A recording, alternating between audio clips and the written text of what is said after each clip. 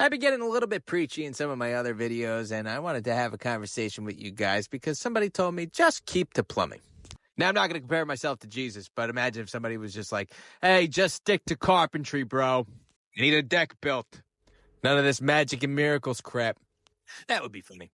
But anyway, let's talk about something brand specific here, and it's related to plumbing and HVAC, and it's something that I feel strongly about, and that is service agreements. Preventative maintenances, tune-ups, whatever you want to call them. Now, initially, if we wanted to go back in time, service agreements were originally offered by the oil company, and typically the oil company was using it as a loss leader to be able to sell more oil. The idea was that if you bought the oil from their company, you could maintain an agreement where if anything broke on your furnace or boiler, they would come out and fix it for free. And I'm sure it was worked into the price of the oil somehow or another, but as time progressed, those type of contracts started to get more scarce, and a lot more people were moving to natural gas for heat anyway. But the service agreement didn't go away, it just changed forms. And so the service agreements that most people are doing sound something to the effect of, okay, you get a 19-point tune-up, you get a service repair discount on any work that you do, you don't pay extra for after-hour fees, stuff like that. And you would get all that stuff for a price that is, maybe a couple $100. And you'd probably feel good about it, protected even. Now, this one is for non-industry people.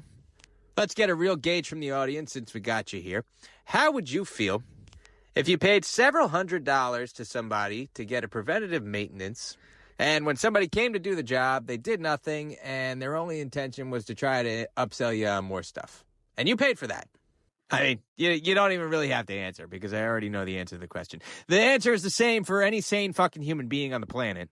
You'd be annoyed. You'd feel ripped off. You may even feel a little bit depressed that somebody you trusted would try to do that to you. I mean, I would. But you know what? That's the direction that things are going. And it's a really simple concept. When you follow what the business majors and the sales gurus are going to tell you, you become a parasite. And look, there's situations where we got to sit down and have a conversation because something's actually wrong. And the fact of the matter is, it's not just this business, it's every business. So before you come at me for saying it, you might want to ask yourself, why do you think people are so frustrated all the time? Anyway, I want to make this point because a lot of people in one of my last videos were saying something about, you don't own a business, you don't understand what it means for the bottom line. But I have some pretty good foresight, and I think that something's going to break. And the people that aren't treating their customers like a meal for a tapeworm are going to come back out on top again. Anyway.